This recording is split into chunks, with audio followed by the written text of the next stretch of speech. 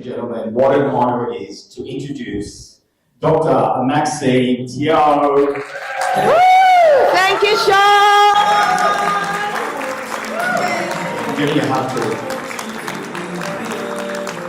Thank you. Hello, everyone. I'm Maxine, the vaccine. Let me be your booster shot this morning. Ow! Yeah. Thank you. Especially when we are talking about different brands. Some of you, when you saw me this morning, it's like, oh, I love your jacket. That's so crazy. And then that's where I saw my rock star Eugene there. I was like, yo, bro. There will be people who will love your style. And there will be people who say, oh my gosh, she's so loud. Wow, she's like, oh, I need shades to look at her. There'll be people who will tell you what you should look like, how you should be, you should do this, you should do that. But you know what? At the end of the day, you need to own yourself. So please turn to the person on your left. If you do not like who you see, quickly turn to the right. And say to the person, you need to own yourself. Come, say it to the person. You need to own yourself. Yeah. Say it like you mean it. Yeah. Absolutely, because if you don't own yourself, don't expect your audience to respect you, to accept you. 27 years ago, when I was starting out quite early in my career, a mentor once told me the story of the Coca-Cola. He asked me, that was back in 1997, okay, you need to guess my age, huh? I'm almost half a century old. And he asked me, how much does a can of Coke cost in a coffee shop in Singapore? At the time, it was about 80 cents to $1. And today, maybe it's like $1.20. How much does a Coke cost in a cafe? Maybe $5, $6. And now, we're Marina Bay Sands. I did my research. It costs about $12 to $15. Same kind of Coke. But why do they all cost differently? And that's where he asked me, are you in the right market? I was like, dun dun dun, because I was quite unhappy in my career at that time. And he told me the market you are in determines your value. Ask yourself, are you in the right market today? Because if you think that, I don't think I'm being paid my fee that I deserve. I don't think that my clients appreciate me for the value I give. Is this the problem with your clients, or is the problem with the market that you are in? I was a trainer for 20 over years, and like many of us seated here today, we want to be speakers. For the very first obvious reason, those of you who agree, please make some noise. Trainers, you can work and train for 8 hours, whereas as a speaker, you get paid even more for just speaking for half an hour. If yes, please make some noise. Yeah! Absolutely, that's why I realized, oh my gosh, why do I want to speak for 8 hours and get paid a fraction of what I can do in like 20 to 30 minutes? And that's where like many of us say, I want to be a trainer, from trainer to speaker. But we end up being trainers even when we are speakers, because we don't know how to do it. So there are a lot of challenges that I face, and today I'd like to share in the short time that I have. It feels like a TED Talk today, like 18 minutes. 3 key messages, 3 key approaches that will help you to overcome all those thoughts, those little sounds in your ears that say, no, you're not good enough, no, yeah, you don't deserve that much. So the first thing I'd like to encourage you is to use positive affirmations. We all know that. I sat in for Shah-In's the experts table yesterday, right? A lot of times we think we just find out how to say no. We tell people yes, yes, yes, and we forget about ourselves. We think we are not good enough, so we need to help others. But there are many power phrases that I use for myself. The first thing, rather than saying I can't, I'm not good enough, cut away the T. I can do it. Otherwise, like, if you don't believe in yourself, if you don't own yourself, who's going to believe in you? Sometimes we expect our mentors, our colleagues, our friends to cheer us on, but you cannot always count on external forces. We go for conferences like, yeah, I want to charge myself up. After that, we'll be, Singaporean slang. So you need to believe in yourself. Of course, many of us say, no choice, today's market market like that. No choice. People don't want to meet me face to face. No choice. When you say that, oh, I'm doing virtual training now, virtual coaching now, it's not no choice. It is a choice. You can choose to do nothing. You can choose to stay at home and rot and bye-bye. But you choose to do something with your life. So whatever market you choose, whatever business you want to be in, never ever say no choice. You tell yourself, I choose to do this. That is self-empowerment. Because the moment you say, I choose to do this, you suddenly feel that I'm in charge. I'm owning myself. Even if the remuneration is not good enough, I'm doing it. Just like what Brad said just now, are you doing free work? No, I'm doing free work. All of us speakers today and yesterday, we spoke for free, right? Yes. We don't get paid for it. But are we being silly? No, because we have a reason behind it. That motivation counts because I choose to do it. So when Arisha kindly invited me, I said yes. Because for many years, I have not been really active within APSS, and I'm so glad for this opportunity. So I wasn't asked to come in as a filler. I chose to do this. Thank you. Yeah, there's a lot of APSS who are like, oh my gosh, you're finally speaking. All these years we haven't heard from you. Another one, yes. Okay, I sound like Obama, but yes, I can. Right? Some of us, we might be afraid to go on stage with so many judgy eyes. All of us are speakers. It's like, oh my, look at her dress. Oh my, look at her slides. Oh my. You may be worried that people will criticize you. But you tell yourself, I can do it. Yes, I can. And finally, this is my favorite. I had only 2 over hours of sleep last night. I don't know why I couldn't sleep. Maybe I was excited or just I'm used to sleeping late. I kept waking up and I woke up with 2.5 hours sleep. But when I was dragging my lips off the bed, I said, yes, I got this. I got this. And I said that to my precious son right here, who came to support me today. Come on, please give him a round for me. Yes, my precious son. His name is Cohen Sim. It's not Cohen Tan. That can be my title, okay? Cohen Sim. In fact, my son, he's 22, will be 22 this year. At the age of 11, just like more than a decade ago, he once told me, hey mom, the voice wasn't so mad as, hey mom, now. It was, hey mom, in your moment of weakness, remember your strength. Do you remember you said that to mommy? Aww. He even wrote it on the card for me and laminated it to motivate me.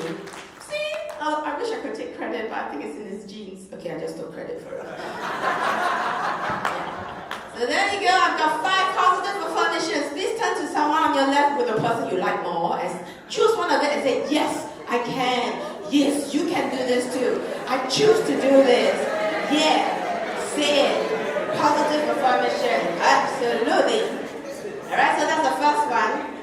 The next one here I have. Singaporeans, I say Singaporean because I'm born and bred in Singapore. When things go wrong, we usually say one word plus a sound. How?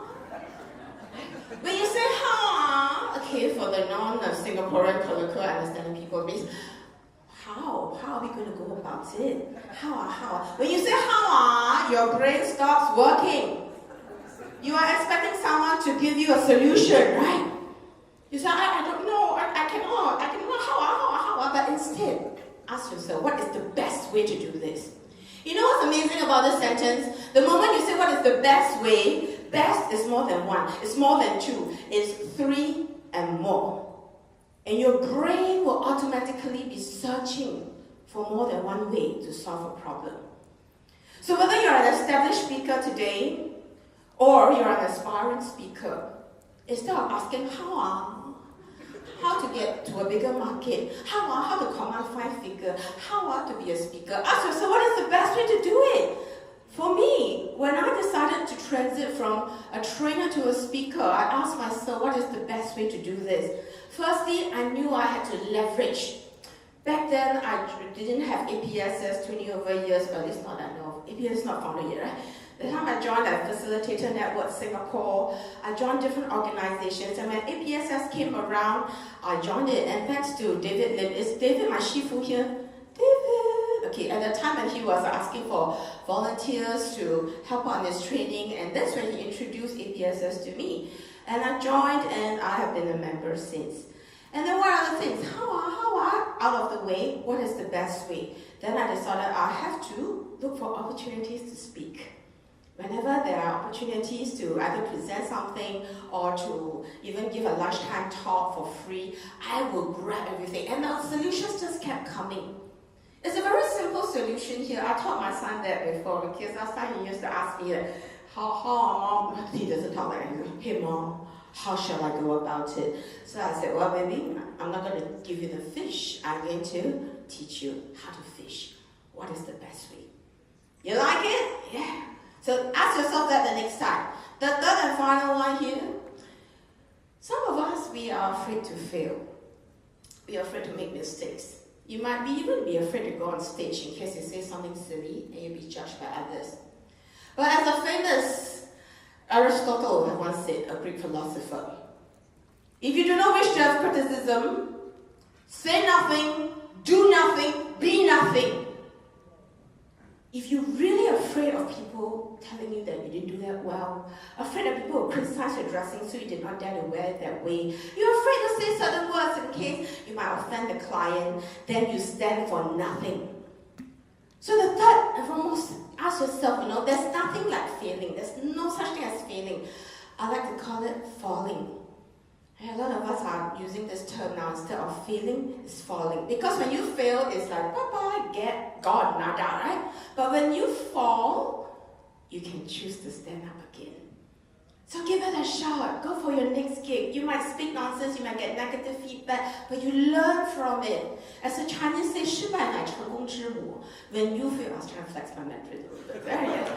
Yeah, so when you fail, it is actually the mother of success. And that's where you know what you should not do the next time. So with all this in mind, that's where the final part, before I share in closing, many of you will know that my dear mother, I loved her dearly and we've been very close, and in February she has migrated to her next universe, to heaven. And she has a lot of great memories together with me. And I remember back then, that was about 5 years ago, and I went to Hong Kong to deliver a keynote. And I brought my mother everywhere I went. So I put my mom in a wheelchair and 6 luggages. We traveled to Macau after the Hong Kong gig. When you go to Hong Kong and then you go to Macau, what do you think of in Macau? Not gambling, eh? Yes. For me, it was the world's highest bungee jump, 233 meters, which is about 62 stories. It's the second time that I'm going to be on my bungee jump. The first time when I gave birth to my son for like 1 year. Sorry, baby, I was planning to live when I jumped. Because at the time, his dad freaked out, like, what? You just became a mom and you jumped off the building. But at the time, it was another place. But this was the highest one. And my mom is my #1 advocate, my #1 fan. And I still remember when I said, Mommy, he said, yes, baby, I'm going to jump from the world's highest bungee jump. And I thought my mom would say something like, yeah, go for it, baby. But instead she said, but baby, you're too old for this now. My first jump was like 15 years before that. So I was in my 40s already when I said that. Sometimes your #1 supporter, your #1 advocate could be your #1 naysayer, right? There'll be some of your family will say, the speaker, not just talk and make money, is it? Yeah. But that's where my son once told me when he was a little boy, Mom, when you open your mouth, money comes out. I love the way you put it. You have no idea you sit there, right? And of course, I did the bungee jump, but when I was there, I was feeling a little bit nervous because it's so high, right? And it was windy. I was afraid I'd get smashed against the building and then die a terrible death. And all the kind I had terrible dreams. But I told myself I'm going to do it. So when I was there, I was buying tickets, and then there was this person next to me, and I heard him say, hey, the American Chinese guy said, hey, I want to buy some bungee jump. And I was like, oh my gosh, I've got a buddy. So I was like, waiting there, I looked at him, but he didn't look at me. He was just focusing, so I was trying to get some energy from him. So when we were up there strapping on all the harnesses, then I looked at him. He didn't look at me. Sometimes you need a running mate, right? Sometimes we're looking for people to support us in our journey to owning the stage. But sometimes you don't get it. I didn't get it from him. There was nobody else that day jumping. It was just me. Me, myself, and Maxine. So I decided I I cannot depend on others. I cannot depend on external forces. I have to own it myself. So I decided to brace myself together and jump. So rather than tell you how it was, would you like to see it? Yeah! Thank you. I paid $800 for it, so please watch it. I have shortened it to about a minute. Let's go. See after I got from Singapore.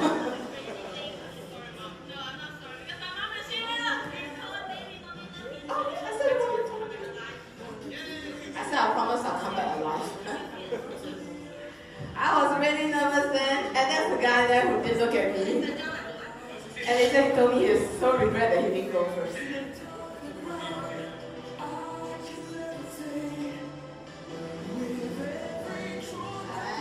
Okay, brace myself. Reliving my fear. Wish I overcame.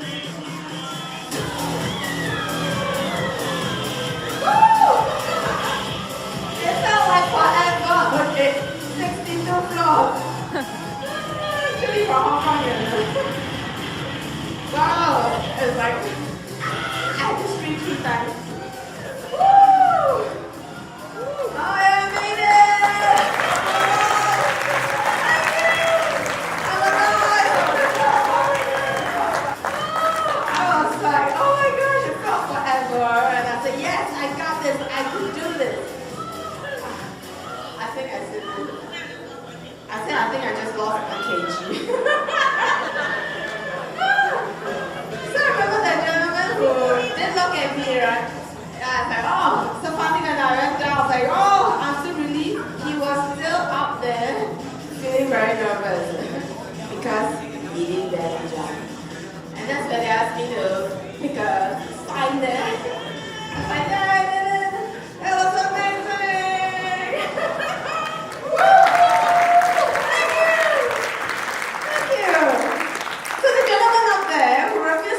Who refused to give me energy, and he didn't say a word or a sound to me. But the moment I opened the 62nd floor to get ready to jump, he looked at me and I looked at him, and he spoke to me for the first time.